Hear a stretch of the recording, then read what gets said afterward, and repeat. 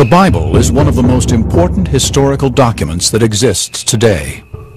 Within its pages are a multitude of ancient facts and scholarly details, intriguing references to ancient technologies and phenomena, many of which are dismissed as exaggeration or believed to be impossible. But think again. Re-examination of the text may unlock the secrets to some of these mysteries. Was the famed Tower of Babel real? And could the Israelites have built it taller than anything on earth today? Could David have killed Goliath in precisely the way the Bible describes? Did the ancients discover a miracle technique that created fire from water?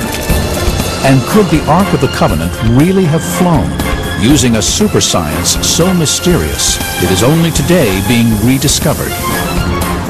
By recreating supernatural phenomena, using the latest technology, and by decoding the words of the Bible itself, the forgotten technologies of the Holy Land are re-examined. Ancient discoveries are investigating the lost science of the Bible.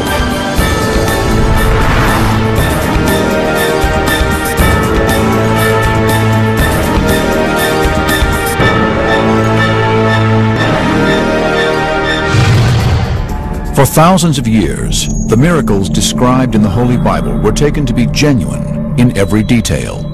But in modern times, the literal accuracy of the text has been questioned. Many believe that the stories are symbolic. The meanings are enshrined in truth, but the details are sometimes exaggerated or embellished. But maybe the words of the Scriptures are more accurate than some now believe. Our ancestors had a surprisingly advanced understanding of science and the world around them. Ancient discoveries will use this knowledge not to prove or disprove the text, but to discover whether the fantastical details of the Bible are scientifically possible. It's a journey that begins literally at the height of ancient architecture. It was believed to be the largest building ever erected, a tower so high it may have reached heaven itself. But the people who built it defied God. God saw what was happening. This was an evil plan. It was not going to benefit society in the long run. So according to Scripture, God intervened. People started to speak different languages. They started to argue with each other. And the disunity caused them eventually to disperse. And the tower came crumbling down. It was called the Tower of Babel, and some believe it really existed.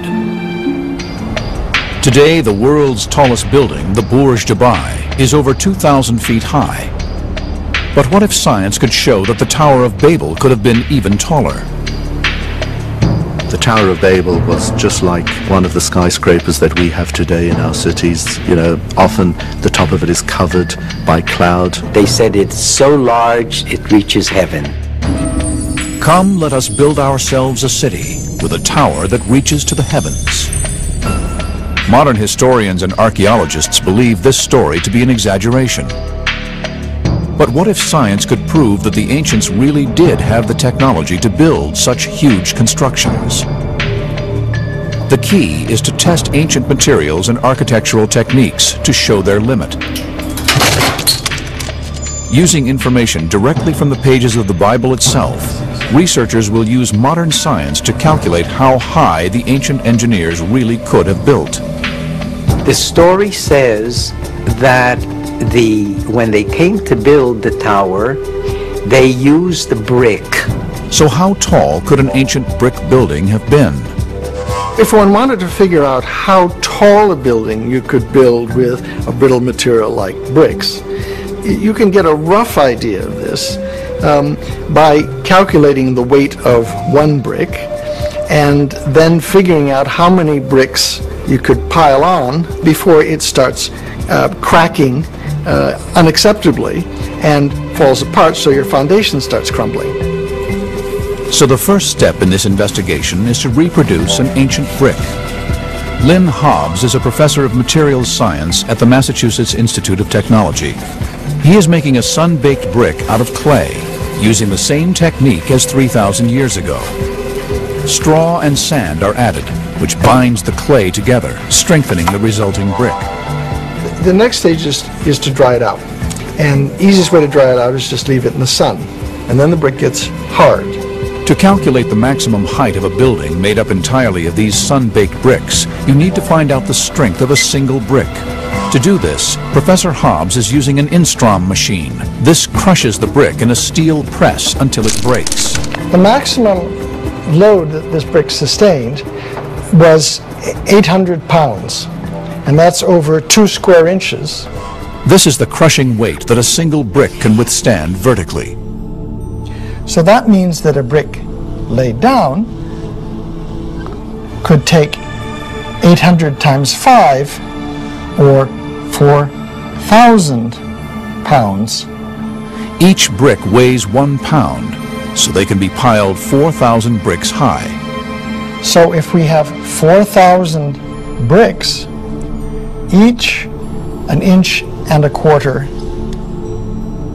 high, that equals 500 feet. A 500-foot structure is as tall as the Washington Monument. But archaeological evidence suggests that the Tower of Babel could have been even taller. The story is set in ancient Mesopotamia, modern-day Iraq and Syria, a land that still today has ruins of ancient megastructures called ziggurats. Ziggurats were the skyscrapers of ancient Mesopotamia. On their tops, temples were built which were believed to be the dwelling place of the gods. The dozens that still stand today have been dated by archaeologists to be from the same era as the story of the Tower of Babel. They were created first around 2000 BC. The ziggurats still stand today because of their very strong pyramidal structure. Well, the ziggurats are part of a very ancient tradition, and so the people of ancient Iraq were very experienced in dealing with the materials for the platform. They understood that the increasing weight of these platforms needed spreading of the load. Buildings with a wide base, like the Great Pyramids at Giza, spread the load better than straight towers. This makes them more stable and therefore able to be built taller. A pyramid could be built 3 times higher than the tower. And if we take 500 feet and we multiply that by 3, we could actually have a 1,500-foot pyramid built out of sun-baked brick. 1,500 feet is more than 1/4 mile. That's pretty amazing for a bunch of clay that you've dug out of the ground. So using sun-baked bricks in a ziggurat shape, they could have built 1,500 feet high.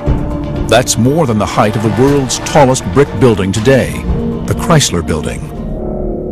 But amazingly, the Tower of Babel could have been even taller.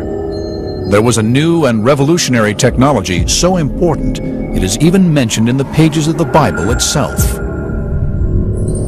They said to each other, "Come, let's make bricks and bake them thoroughly." That treatment of burning the brick changes its properties quite drastically. It makes it much stronger. Firing the brick at 1,500 degrees Fahrenheit for 24 hours, like the Mesopotamians would have done, causes the clay particles to stick together. This results in a more consolidated and stronger material. But just how much stronger, and therefore how much higher, could the Tower of Babel have been, using this new technology of fired brick? The sun-baked brick failed with 800 pounds of weight. The fired brick should be much stronger. We already have 1,000 pounds on the brick, much more than we had on the sun-dried brick. You can see it's starting to crack at about 2,000 pounds. Now we're up to 5,000. Almost 6,000 pounds. The strength. There we go. As you can see, it almost exploded. At 6,000 pounds, this means the fired brick is 7.5 times stronger than the sun-baked brick. Professor Hobbs is using these new results in the same calculation to find out just how high the ancient Mesopotamians could have built. That's 2 miles. So in principle, using fired brick, we could build a pyramid 2 miles high, well up into the heavens. Astonishingly, this is nearly 5 times higher than the world's tallest building today. So in theory, it is possible that the ancient Mesopotamians really could build into the heavens, so high they would actually have suffered altitude sickness. But in practice, could they really have had the resources to do so?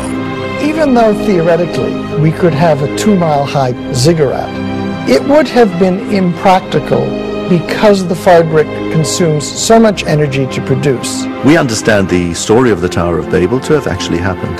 Just look at any skyscraper in a metropolis and you'll see great towers reaching up to the heavens. Can modern analysis of biblical text also shed new light on one of the most famous stories ever told? That of the shepherd boy David, who single-handedly killed the giant Goliath and revealed the weapon and technique deadly enough to bring down a giant in a single blow. It is one of the most famous underdog stories ever told. An attacking force armed with technologically superior weapons is led by a giant warrior, feared by all. He is brought down by just a stone, hurled by a boy named David. With a sling and a stone, David smote the Philistine giant. David not only defeated Goliath, but defeated the Philistines, and by defeating the Philistines was actually the motivating force for the beginning of the history of Israel.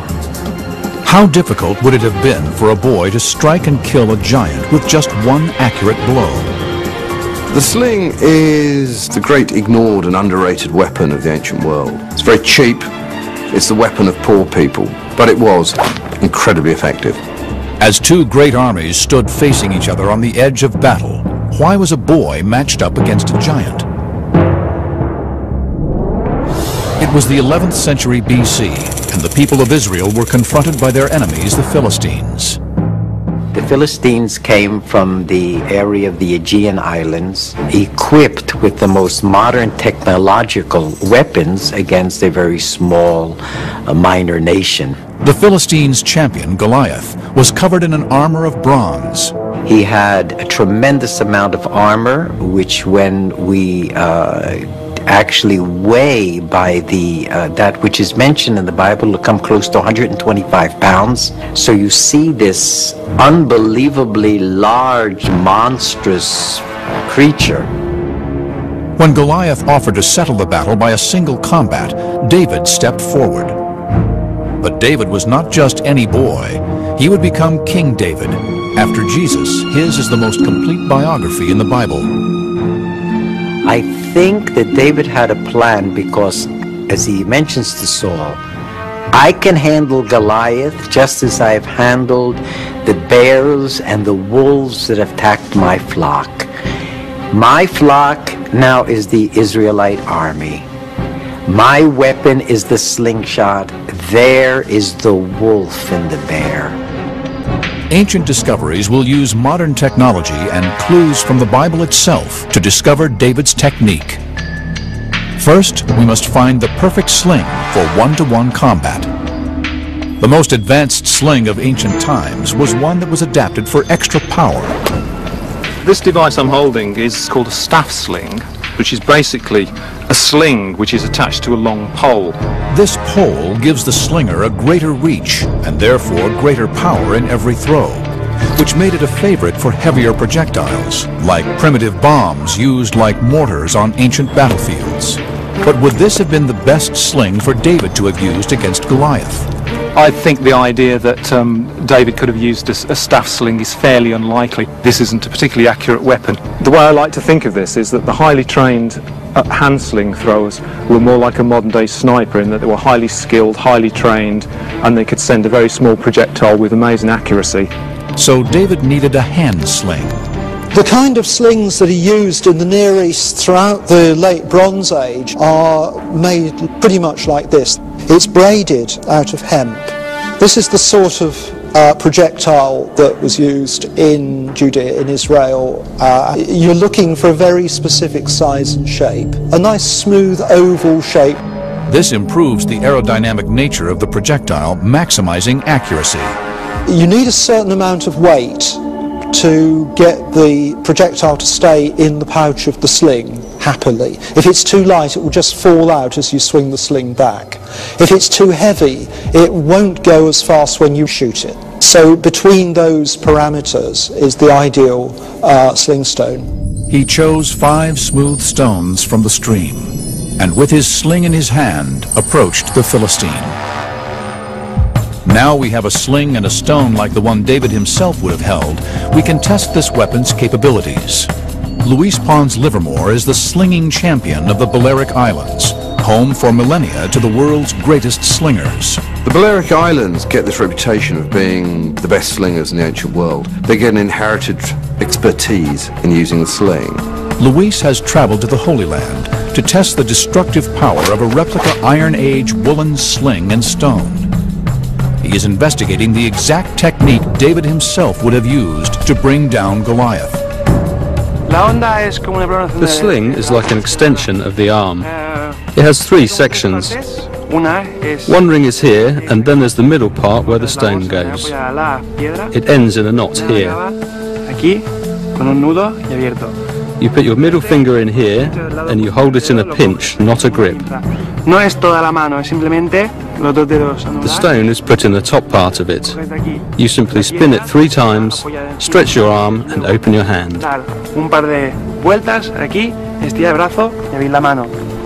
The snap heard from a sling is a sonic boom. So much power is released that the end of the sling actually breaks the sound barrier. Luis has erected a 9-foot Goliath target, whose forehead is represented by a load cell, a device that measures impact. It is only 4.6 square inches in area, equivalent to the region of Goliath's forehead that was not protected by armor. The device will tell Luis just how much force would have hit Goliath's skull.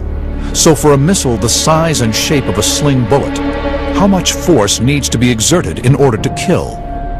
If we're talking about how much force that is necessary to kill somebody by an impact to the brain, anything over 3,000 newtons spread over an area of 30 millimeters squared is enough to kill a human being. A shockwave goes through the brain and causes the brain to strike the inside of the brain case, irreversibly damaging the brain tissue to such an extent that it couldn't work again. 3,000 newtons, or 3 kilonewtons, is equivalent to the force necessary to smash a concrete block in half. Luis readies his sling for the test. The target is tiny, equivalent to the only area of Goliath's forehead that was not protected by armor.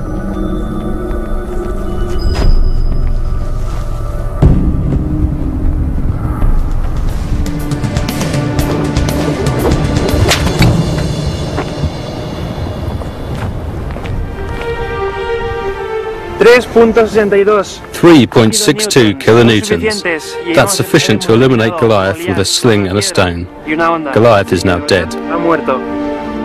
He slung it and struck the Philistine on the forehead. The stone sank into his forehead and he fell face down on the ground. But to have achieved this must have taken extraordinary skill and nerve. Even Luis, the world's foremost champion slinger today, has found it exceptionally difficult to obtain power and accuracy at the same time. To be able to take out an armoured man with one sling stone is a lucky or an incredibly skillful shot, even for a very skilled slinger. He must have been endowed with some tremendous skill, ability, and capability that came to fore at the time of a crisis. And the fact that he was able to face a crisis successfully is one of the basic requirements for ultimate kingship. Ancient discoveries have revealed that it is possible for a mere boy to sling a stone so accurately that he could kill a distant target. But to do this, David would have been more skilled than the average shepherd boy in the arts of a warrior, or very lucky, or, as the Bible suggests, truly blessed. Throughout the reign of King David, and still to this day, man has attempted to control fire. Could ancient documents reveal that the people of biblical times had a miraculous technique, a way to create fire as if from nowhere? One of the Bible's most mysterious wonders is the story of an altar of stone and wood described in 1 Kings. The altar burst into a fiery inferno, but amazingly no spark was used to ignite it. The flame appeared to spring from nothing. Analysis of accounts by some of the greatest historians of the ancient world could shed new light on this biblical puzzle. They describe a mysterious man-made chemical that would burst into flame without the need for sparks or embers. It was called automatic fire. Automatic fire, as it sounds, is fire that seems to spontaneously ignite. I think of a lot of this is mysterious, supernatural, that there are magical powers at work. Ancient discoveries are investigating the secrets of automatic fire. The story begins nearly 3,000 years ago on Mount Carmel in Israel. According to the Bible, the Israelites had been rejecting Jehovah and worshiping Baal, the god of rain. Now there was only one priest of Jehovah remaining, the prophet Elijah. Elijah went before the people and said, "If the Lord is God, follow him. But if Baal is God, follow him." But the people said nothing. He had to lay down the gauntlet, and he said, "Come on, bring your prophets of Baal, and let's see who the real God is." So Elijah set them a challenge.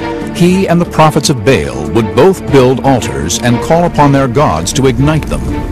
He told the prophets of Baal, "You build your altar, offer whatever prayers you want," and that's exactly what they did, without any response. The prophets of Baal failed. No fire appeared. Now it was Elijah's turn. He built an altar out of wood. He got the people to dig a furrow going around, to fill it with water. Fill 4 large jars with water and pour it on the offering and on the wood. Do it again, he said. Do it a 3rd time. And then he prayed to God, "Save us, answer us our prayers." Fire came out from heaven and consumed the entire area. Elijah had won them back to a belief in God. Fire on an altar drenched with water. Is it possible the water itself somehow actually ignited the blaze? We're used to water putting out fires, but sometimes water can create a fire. What substance could they have had in the ancient world that would display such a supernatural quality?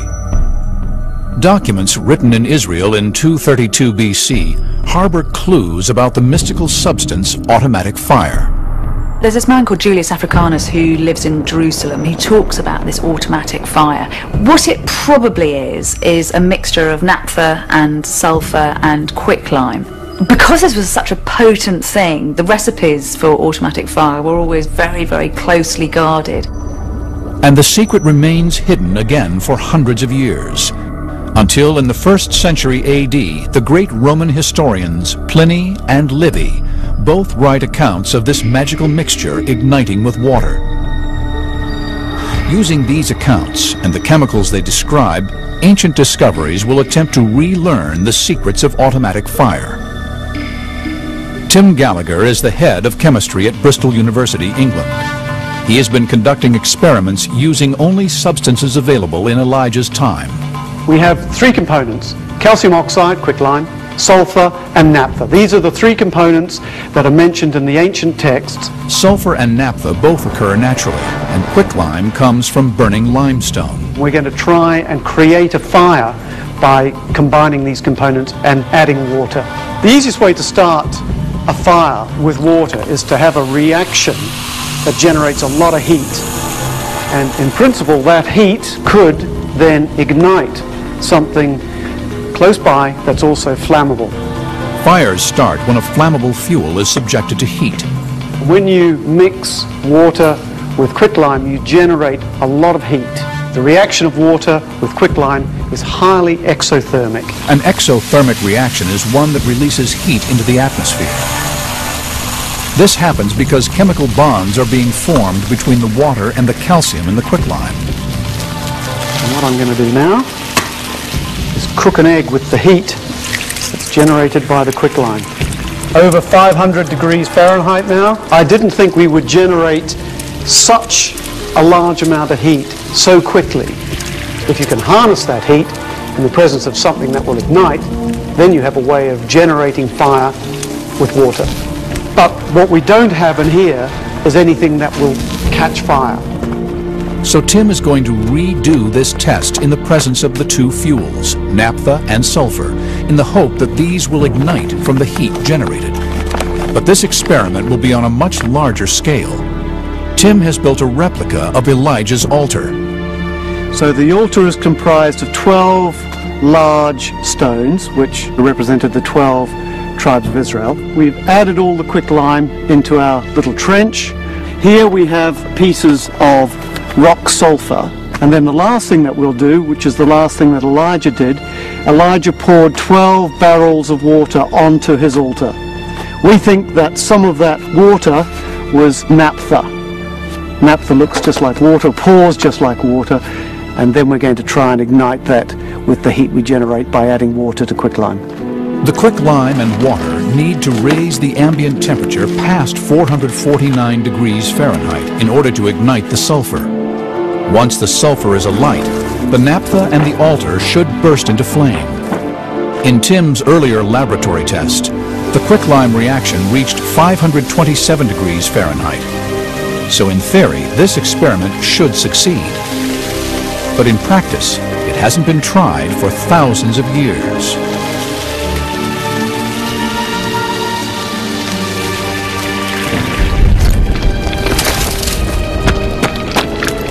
It's catching, so it's igniting the naphtha that will spread the fire, and you can see it now spreading through, and everything's coming from the quicklime end of the altar.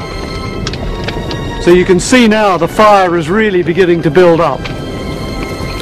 It doesn't prove that this is how Elijah created the fire.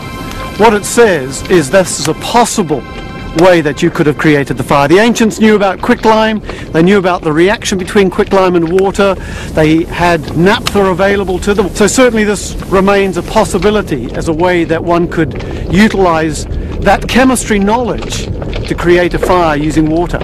People thousands of years ago had an advanced understanding of substances and their reactions. But how they used this knowledge and how much secret wisdom remains lost to science will never be known. Another closely guarded secret of the time was that of one of the earliest biological weapons, a honey that was toxic and was used by ancient armies to poison the enemy. Bees, wasps, and hornets strike fear into most of us. Even today, bees kill up to 100 people every year. And in biblical times, military leaders used this fear to terrify enemy armies. In the Bible, if you take all the references to bees, you will notice that some of them present bees as being a danger, as being even a lethal weapon in war. And I will send hornets before you, which shall drive out the Hivite, Canaanite, and Hittite from before you. People develop all kinds of ways to use bees. They pack them into little clay pots, which are almost like hand grenades. They attach whole hives to catapults and shoot them into cities. But in an ancient account by Greek historian Strabo lies evidence that this weapon was taken one step further. In 67 BC, something happened in the north of Turkey that is still not fully understood by historians. One of the strangest examples of bio-warfare was used against the Roman army. It involved a honey trap of an ingenious nature. There's hugely varied different forms of power struggles going on throughout Roman history. Lots of kings who are very unhappy with their lot and try to rebel. One of these rebellions was led by King Mithridates. He was one of Rome's most successful enemies. He really gives the Romans quite some trouble. The Roman general Pompey the Great was charged with leading a large army against King Mithridates. After a year of battle, the two forces reached the shores of the Black Sea in northern Turkey. The Romans have the upper hand and Mithridates is retreating. What he does very cleverly, though, is he leaves in his path these pots of honey.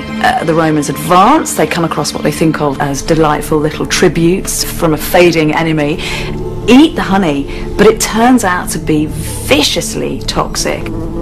Could this honey really have been a ready-made biological weapon? The soldiers go slightly crazy. It's as if they're high, drunk, then very agitated, and then a lot of them throw up and have diarrhea, and then they get very, very high again and kind of rush around, and this lasts for about 3 days. Amazingly enough, the Bible itself might warn of this terrible bioweapon. Have you found honey?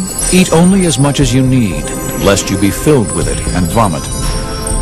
How can a honey become toxic? The answer lies in the rhododendron bushes that cover the hillsides of northern Turkey. There are many examples in nature of toxins, and the rhododendron plant itself is capable of producing natural toxins. These toxins are called terpenoids and are found in the nectar collected by the bees. These terpenoids can become incorporated into the honey from the nectar that bees are gathering from the rhododendron plant. For a window into how honey intoxication by terpenoid affects the body, ancient discoveries have brought in a human guinea pig, former military officer David Shaw. He will be administered 15 fluid ounces of the terpenoid solution under medical supervision. I'm pretty anxious, really. It's kind of a step into the unknown with this test. The side effects listed range from just mild dizziness and perspiration to vomiting and coma.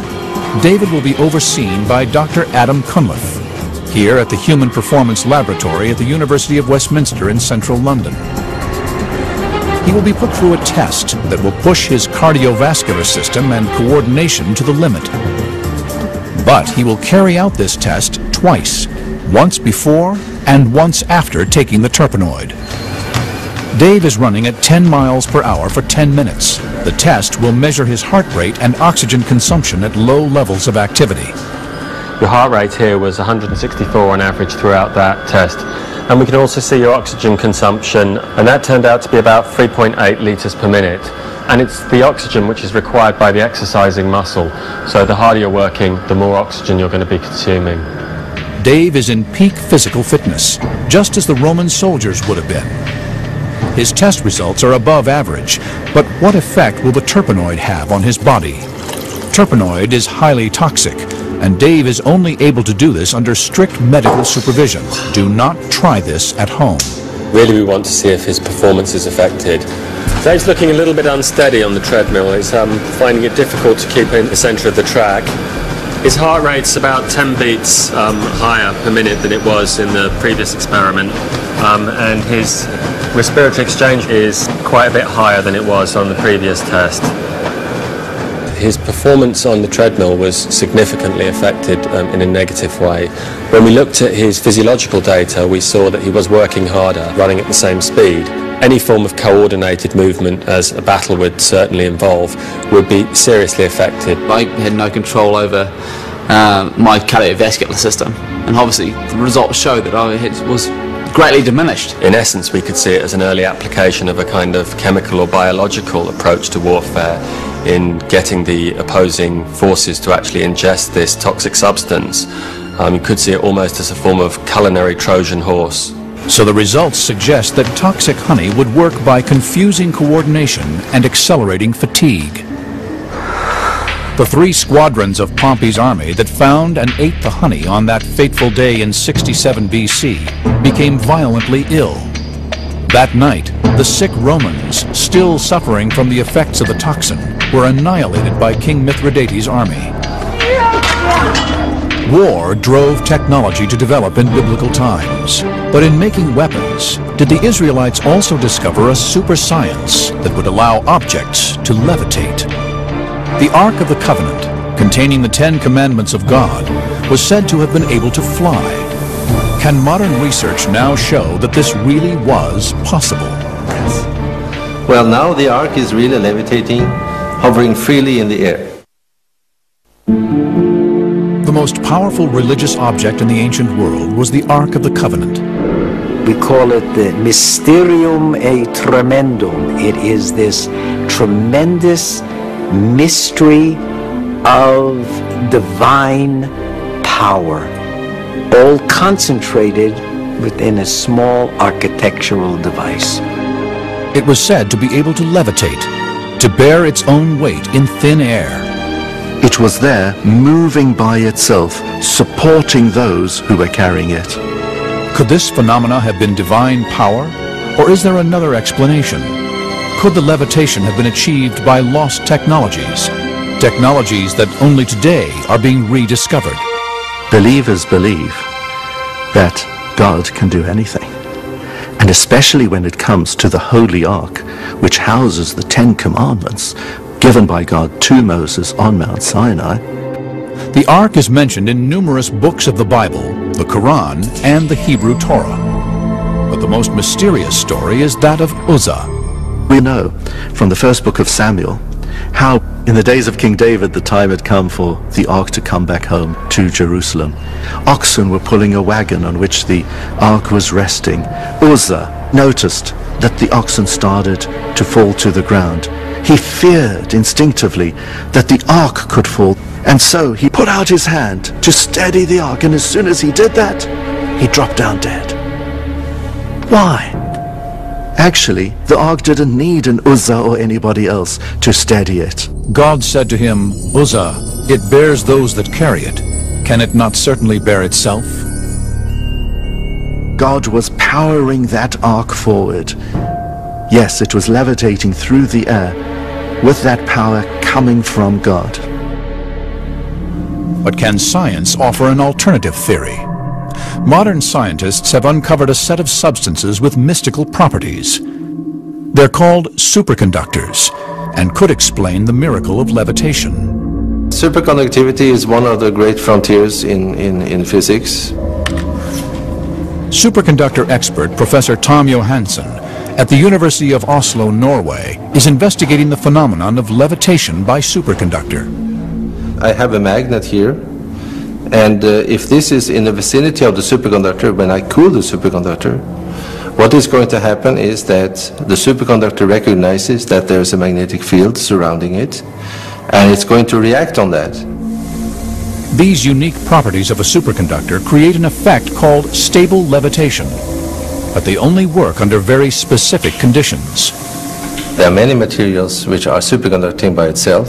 For instance, aluminum, lead, many elements are superconducting. So the materials used to make superconductors were common in the ancient world. But you have to cool them far down in order to get those properties. Substances will only superconduct past a critical temperature. To raise this critical temperature, metals are combined into alloys. I have here a piece of yttrium barium copper oxide, and this material has to be cooled below 91 Kelvin in order to get into the superconducting state. But this you can achieve very simply by pouring in liquid nitrogen. 91 Kelvin is equivalent to minus 296 degrees Fahrenheit. I can take the magnet and bring it closer, but if I now put my hand back, it will stay in the air. Magnetic levitation by superconductivity. But how can the magnet oppose the force of gravity? James Dean, a specialist in creating three-dimensional schematics, is using technology specifically designed for ancient discoveries to investigate. When a superconductor is cooled below its critical point, the way in which electricity flows within it changes. If we take this superconductor and we place it in the presence of a magnetic field, we can see that the field lines of the magnet are inducing a flow of electric charge within the superconductor. These currents form tornadoes of charge called vortices, with the magnetic field passing through their core. If we zoom in and take a closer look, you can see that the vortices of current that the magnetic field has induced are passing through any little tiny defects they can find in the superconductor. These defects pin the vortices and therefore the magnetic field in place. If we move the magnet, we're moving the magnetic field with it, which means that the vortices are being dragged away from their pinned locations. So they're resisting this movement, and if we push it and pull it, we can see that it's trying to pop back into place. In fact, we'll find that any force which tries to move the magnet, and thus the magnetic field, will be met by an opposing force, which tries to return it to the same location. And this is the key to stable levitation. The pinning of the magnetic field opposes the very force of gravity itself. So the magnet is locked in place because its magnetic field is locked in place, and it levitates above the superconductor. If the superconductor is moved, the levitating magnet will follow it, flying at the same height along a plane. So the magnet not only levitates, it can also be moved stably through the air. But could the ancient Israelites have mastered such a science more than 3,000 years ago? Quite often when we look at ancient technology, we're amazed at the craftsmanship and the skill that goes into the production of objects. This was an age of highly sophisticated metallurgy. War across the ancient Middle East was fueling the fires of advancement. Smelting processes were being improved to produce better alloys for weapons. While making these alloys, could the ancient Israelites have discovered this super science?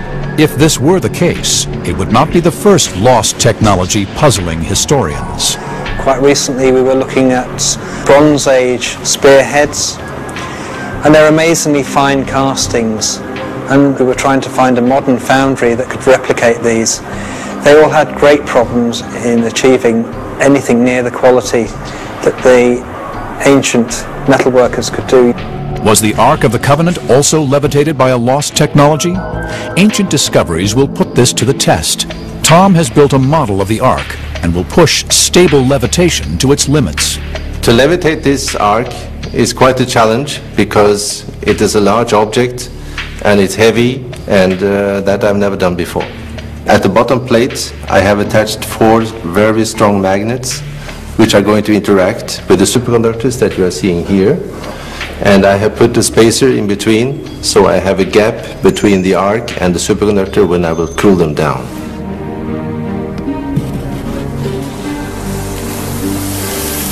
Tom pours in liquid nitrogen to cool the superconductor to minus 320 degrees Fahrenheit. For the experiment to be successful, the 4 supporting blocks must be removed one by one until the Ark's weight is supported only by the superconductors.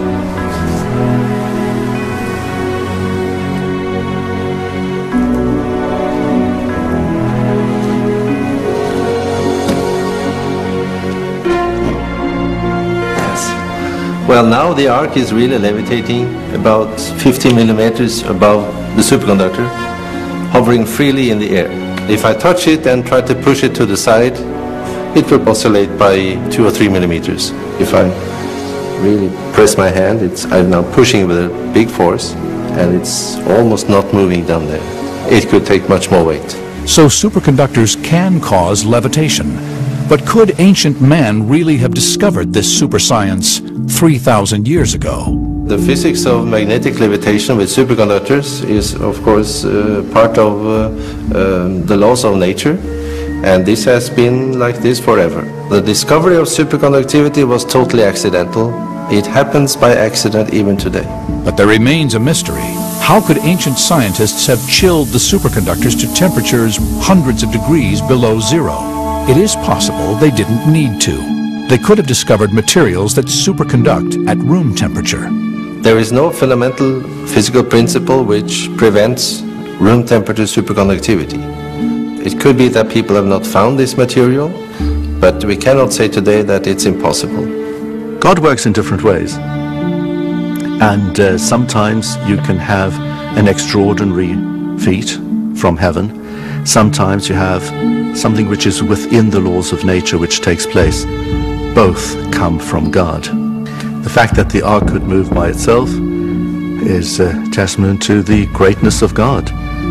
It is not magic, but it's very fascinating physics. Modern science often helps to substantiate details and facts that are in the Bible. There are details within modern science which are incompatible with the biblical account of events, but often actually modern science can be an aid to strengthen our faith and to substantiate what's in the Bible. The mysteries of the Bible have intrigued scientists and historians for millennia, but the book also gives us clues to the ancient civilizations, cultures, and technologies of biblical times. Modern scholars have used this evidence to advance our knowledge of history. to show that ancient man had mastered chemistry, metallurgy, and even biological weaponry, and had the technology to build into the heavens. Today, the modern world uses technology to bring an ancient world to life and reveals the lost science of the Bible.